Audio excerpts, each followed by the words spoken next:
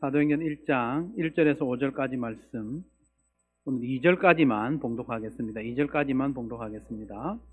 데오빌로님, 나는 첫 번째 책에서 예수께서 행하시고 가르치신 모든 일을 다루었습니다.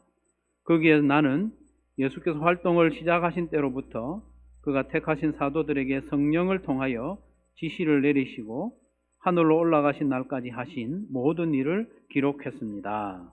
아멘. 우리가 낭비를 좋아하는 사람은 없겠지만 낭비를 안 하고 사는 사람도 별로 없는 것 같아요. 낭비라고 하면 낭은 헛되다 그런 뜻이죠. 비용을 헛되게 사용하는 게 낭비인데, 우리가 들인 비용에 비해서 도출된 결과나 열매가 턱없이 빈약하고 적을 때, 이거 낭비했구나, 내가 시간을 낭비했구나, 시간을 이만큼 들였는데 결과가 별로 없으면 이거 낭비했다고 생각하죠. 물질을 이만큼 들였는데 마음을 이만큼 쏟았는데 결과가 조금밖에 없거나 기대에 미치지 못하면 이건 낭비된 거구나, 이렇게 생각을 합니다. 여러분, 인생을 살아오면서 가장 큰 낭비는 뭐였습니까, 여러분? 저도 돌아보니까 시간적으로 낭비한 적이 있더라고요. 제가 87년도에 고신대학교 신학과에 입학을 했다가 이제 어떤 사정에 의해서, 저의 부족함에 의해서 일반 대학을 가는 그런 과정이 있었는데, 이렇게 긴 시간을 돌아가는가, 이런 시간에 대한 낭비를 생각한 적이 있었습니다. 여러분들도 인생을 살다 보면 시간이 낭비됐네, 물질이 낭비됐네, 내 마음의 에너지가 낭비됐네, 그런 낭비된 것들이 있지 않습니까? 오늘 말씀해 보면 저의 낭비하고는 비교도 안 되는 엄청난 낭비를 하고 있는 사람이 하나 나오는데, 바로 누가죠. 누가. 사도행전을 기록한 누가가 내가 볼 때는 상당히 큰 낭비를 하고 있는 것 같아요. 누가는 직업이 의사였습니다. 의사. 예나 지금이나 의사라고 하면 상당히 똑똑한 사람 아니겠습니까? 그렇게 똑똑한 의사 누가가 시간적으로 또 물질적으로 큰 낭비를 하고 있습니다. 데오빌로 한 사람을 위해서, 데오빌로, 데오스는 하나님이죠. 빌로스는 사랑, 친절 이런 건데, 하나님께 사랑받는 사람, 하나님을 사랑하는 사람, 그런 뜻의 이름을 가진 사람인데, 이 한 사람을 위해서 이 사도행전이라고 하는 긴 책을 기록했다는 겁니다. 여러분, 사도행전 한번 기록해 보셨습니까? 읽는 거하고는 차원이 다르게 힘이 들고 시간도 많이 듭니다. 그런데 이 사도행전을 기록한 것이 처음이 아니다, 두 번째 책이다, 이렇게 하죠. 1절, 2절을 다시 한번 보시면, 데오빌로님, 나는 첫 번째 책에서, 첫 번째 책은 누가복음입니다. 누가복음에서 예수께서 행하시고 가르치신 모든 일을 다루었습니다. 거기에 나는 예수께서 활동을 시작하신 때로부터 그가 택하신 사도들에게 성령을 통하여 지시를 내리시고 하늘로 올라가신 날까지 하신 모든 일을 기록했습니다. 했습니다. 누가복음이 어떤 내용을 기록했는지 사도행전 처음에 다시 한번 밝히고 있는데, 누가는 누가복음에서 예수님이 활동하신 그 내용들을 출생부터 십자가에 달려 죽으신까지, 부활하시고 승천하실 때까지 일을 기록했다고 했습니다. 누가복음 1장 3절 4절에 보면 그런 내용이 조금 더 나오는데, 존귀하신 데오빌로님, 나도 모든 것을, 나도라고 하는 것은 이런 복음서를 기록한 사람, 다른 사람들도 있었다는 거예요. 성경에 수록된 복음서 외에 예수님에 관한 기록이 여러 있었다는 거죠. 그런 거 있지만은 나도 모든 것을, 모든 것이라고 하면 예수님의 출생, 사역, 십자가 죽음, 또 부활, 승천, 이 모든 것을 시초부터 정확하게 조사하여 보았으므로 각각께 그것을 순서대로 써드리는 것이 좋겠다고 생각하였습니다. 이리하여 각각께서 이미 배우신 일들이 확실한 사실임을 아시게 되기를 바라는 바입니다. 누가가 이렇게 누가복음을 길게 쓴 목적이 뭐냐? 데오빌로라는 사람이 이것을 읽고 이미 배운 사실들에 대해서 확신을 가지고 믿음이 흔들리지 않기를 위해서 누가복음도 기록하고 또 사도행전도 기록한 것을 보게 됩니다. 누가의 글은요, 그냥 옮겨 적는 수준이 아닙니다. 우리가 필사하듯이 이쪽에 있는 거 보고 이쪽으로 옮겨 적는 수준이 아니고 예수님의 모든 출생과 행적을 처음부터 나중까지 다 살피고 조사하여서 정확하게 정리하여 기록을 했다는 거죠. 없는 이야기를 만들어내는 건 아니지만 심혈을 기울여서 이 이야기는 기록하고 이 이야기의 순서는 이렇게 하고 얼마나 애를 썼는지 모릅니다. 누가복음을 기록하고 또 사도행전까지 기록을 했습니다. 누가는 오직 한 사람, 한 영혼 데오빌로를 위해서, 데오빌로가 바른 믿음의 사람으로 든든히 세워지기를 원하는 마음으로 이렇게 하고 있다는 사실입니다. 한 사람을 위해서 엄청난 수고를 하고 있다는 사실입니다. 우리 같으면, 나 같으면 한 사람을 위해서 이렇게 하기가 쉽지 않습니다.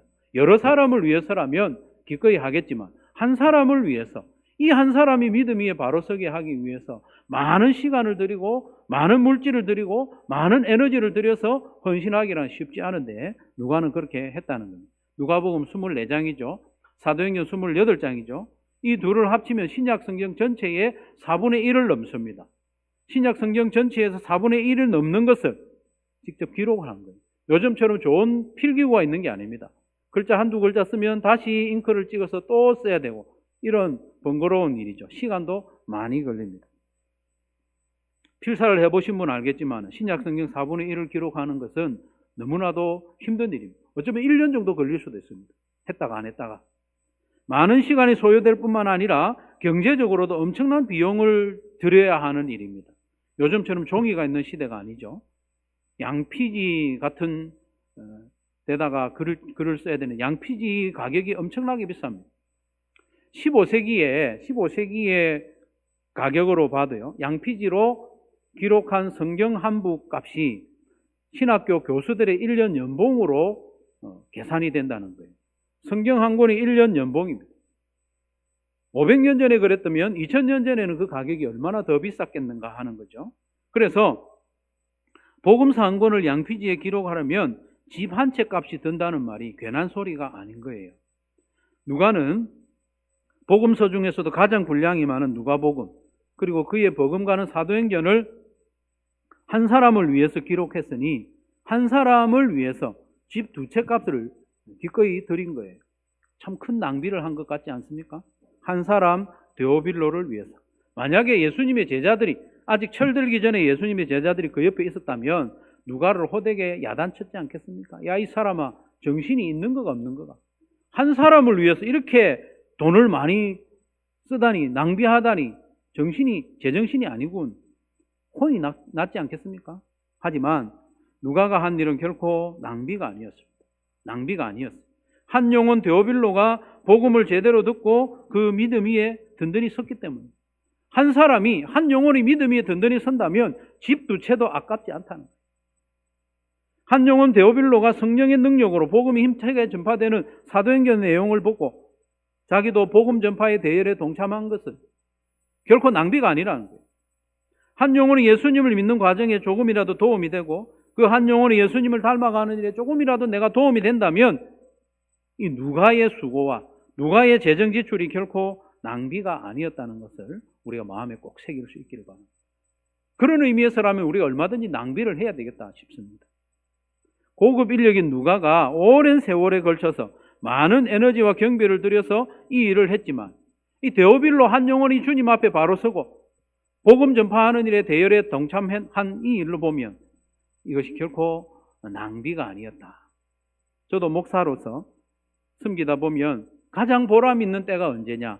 예수 영접 모임 때 예수님을 영접하고 하나님의 자녀로 거듭나는 순간에 내가 그 자리에 있다는 것, 그 일에 내가 조금이라도 동참할 수 있다는 것이 너무나도 기쁘고 감사하고 영광스러운 일입니다. 그런데요, 그 한 영혼이 예수 영접 모임의 자리에 나와 앉기까지 주변에 얼마나 많은 사람들이 기도하고 얼마나 많은 수고를 하고 헌신하고 기다려줬을까 생각하면 그들의 헌신은 참으로 귀한 거죠. 그 헌신의 정점에 예수님을 영접하는 그 순간에 내가 조금이라도 동력할 수 있다는 것이 저에게는 기쁨이요 영광인 거죠. 한 영혼이 구원받고 예수님을 조금이라도 닮아갈 수 있다면 우리의 아무리 큰 섬김과 헌신이라도 그게 낭비가 아니라는 것입니다. 그리고 누가의 수고와 헌신이 하나님의 손에 들려 사용되었기 때문에 이거 더 이상 낭비가 아니에요. 하나님께서는 누가가 쓴 누가복음과 사도행전을 데오빌로 한 사람 읽고 그냥 처박혀 있도록 내버려 두지 않았습니다. 하나님께서는 이 누가복음을 많은 사람들이 오고 오는 성도들이 다 읽도록 하셨습니다. 사도행전도 다 읽히도록 하셨습니다. 누가복음을 읽고 예수님을 믿게 된 사람이 얼마나 많겠습니까? 사도행전을 읽고 얼마나 많은 사람들이 복음 전파에 헌신하고 도전을 받았겠습니까? 야, 나도 복음 전해야 되겠네. 핍박이 있어도 복음 전해야 되겠네. 그런 도전을 얼마나 많은 사람들이 받았겠습니까? 지금 이 시대에도 주변에 복음 전하는 사람들은 다 사도행전의 영향을 받고 있는 겁니다. 얼마나 많은 사람들이 사도행전을 통하여 선교사로 헌신했겠습니까? 누가의 이 헌신이 하나님의 손에 붙잡히니까 세계 복음화에 귀하게 쓰임받는 것을 보게 됩니다. 그러니 한 영혼을 위하여 헌신한 그 헌신이 결코 낭비가 아니었다는 것입니다. 뿐만 아니라 누가가 쓴 이 사도행전으로 인해서 사도 바울이 쓴 모든 서신서가 자리를 잡습니다. 한 편 한 편 있으면 이게 누구를 위해서 쓴 건지, 어떤 형편에서 쓴 건지, 무엇을 위해서 썼는지 정리가 안 됩니다. 그러나 이 사도행전을 통해서 사도 바울의 서신들이 자리를 잡고 은혜와 의미가 풍성하게 된 것은 이 누가의 헌신이 얼마나 값집니까?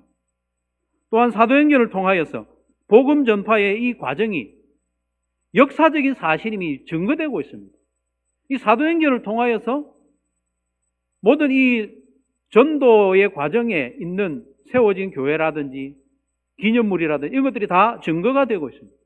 사도행전은 데오빌로만 읽고 그친 것이 결코 아닌 거죠. 하나님의 손에 붙잡히니까 놀라운 역사들이 일어나는 겁니다. 이처럼 누가가 데오빌로 한 영혼을 위하여 낭비하듯이 헌신한 이 책들이 하나님의 손에 들렸을 때 수많은 영혼이 주님께로 돌아오고 수많은 선교사들이 일어서고 온 세계에 복음이 전파되는데 이 책들이 사용됐다는 것을 우리의 마음에 새겨야 되겠습니다. 사랑하는 성도 여러분, 우리의 헌신의 결과와 열매가 내가 보기에 너무나도 미미해서 낙심될 때도 있을 겁니다. 내가 기대했던 것과는 너무 못 미치면 낙심이 될 수도 있죠. 내가 이런 정도의 열매를 위해서 그 많은 시간과 물질과 에너지를 쏟았나 후회가 되고 또 부끄러움을 느낄 때도 있을 겁니다. 그래서 나의 모든 수고와 헌신이 안개처럼 사라지고 낭비된 것처럼 허무할 때도 있을 겁니다. 그러나 기억하시기 바랍니다. 한 영혼을 위한 헌신이라도 결코 허비된 것이 아닙니다. 주님을 위한 섬김은 결코 낭비된 것이 아닙니다. 주님께서 기쁘게 받으셨고 그것을 사용하시기 때문입니다. 우리 생전에는 우리가 섬기던 그 한 영혼이 주님께로 돌아오지 않을 수도 있습니다. 그래도 생명의 복음은 사라지지 않고 반드시 주님의 때에 역사할 줄로 믿으시기를 바랍니다. 때가 되면 아무런 열매가 없어 보이던 그 헌신, 아무도 알아주지 않던 그 섬김이 하나님의 손에 붙잡혀서 영광스럽고 귀한 영향력과 열매로 나타날 줄로 믿습니다, 여러분. 우리의 낭비 같은 섬김이 헛되지 않은 것은 이 낭비라는 것이 예수님의 방법이기 때문입니다. 예수님은 낭비하는 방법으로 일하셨어요. 예수님은 누가와는 비교도 안 되는 낭비를 하신 분입니다. 낭비의 원조는 예수님입니다. 예수님의 삶은 낭비 그 자체였습니다. 예수님의 성탄, 성육신 이 자체가 낭비 아닙니까? 낭비. 하나님이 사람으로 태어났다.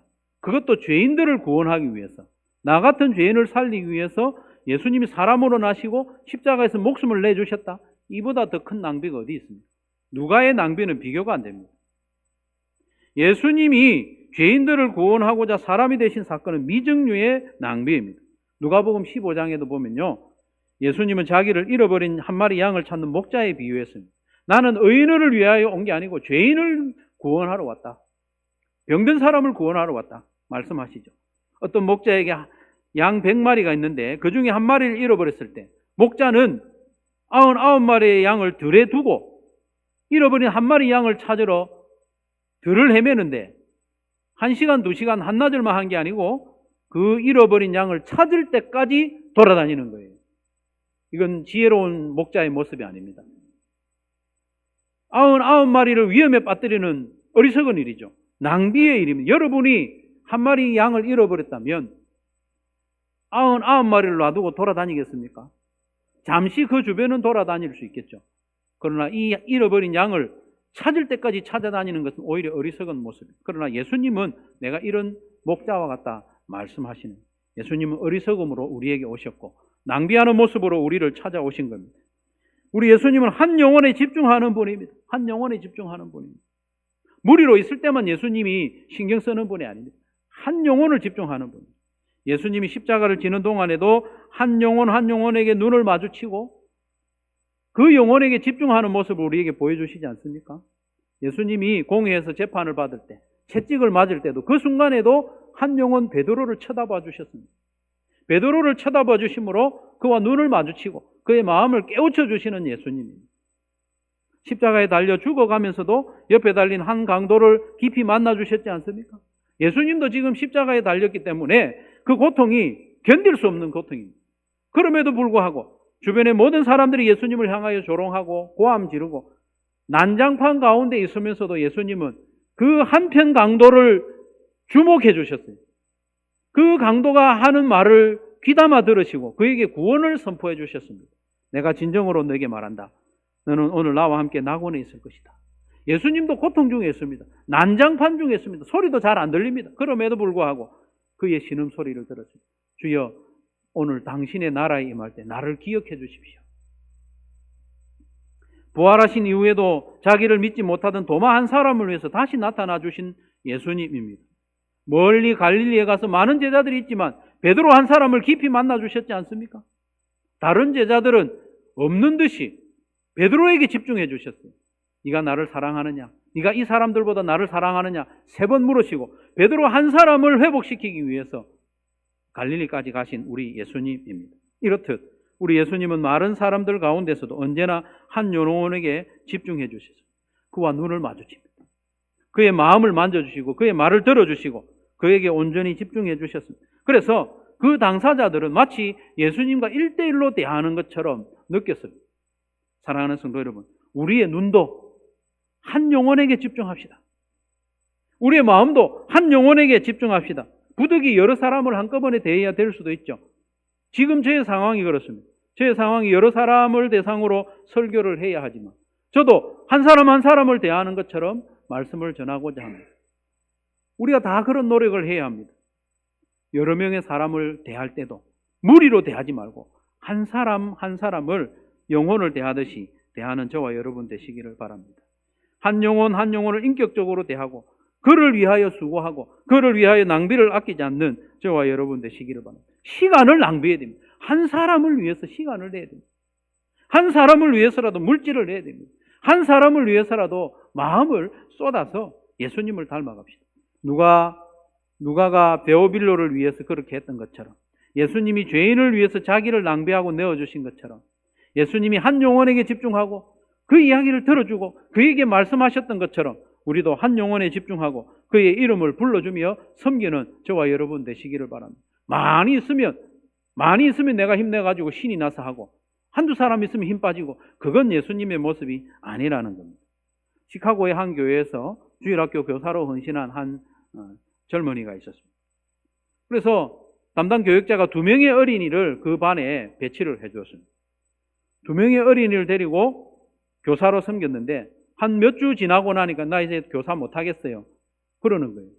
왜 그러냐 물어보니까 2명을 배당해 주셨는데 1명의 어린이가 몇 주째 계속 결석을 한다는 거예요. 나는 이제 1명 남았는데 이 1명 데리고는 내가 교사 못합니다. 그래서 담당 교육자가 말하기를 한 어린이도 진심으로 섬기지 못하면서 어떻게 교사를 하겠느냐. 당신 한 영혼이지만은 붙잡고 열심히 섬겨봐라. 귀한 것은 그 권면을 듣고 이 교사가 순종을 한 거예요. 한 어린이를 데리고 열정적으로 섬겼습니다. 마음을 다해서. 그랬더니 이 한 어린이가 그 선생님의 열정적인 섬김에 감동을 받아서 예수님을 믿게 된 거예요. 그리고 이 선생님처럼 나도 어린이 사역자가 돼야 되겠다고 헌신을 하게 된 거예요. 그 사람이 누군가 하면 우리가 잘 아는 D.L. 무디. 그 선생님은 에드워드 킴빌이라는 선생님입니다. 처음 교사로 지망한 그 성도가 딸랑 어린이 1명 남았을 때 내가 1명 데리고 봉사하는 건 나는 낭비다 생각한 겁니다. 자기의 시간과 에너지를 오직 한 어린이를 한 어린이를 위해서 공과도 준비하고, 한 어린이를 위해서 기도하고, 한 어린이를 위해서 정한 시간에 나와야 되고, 이건 낭비다, 비효율적이다 생각한 겁니다.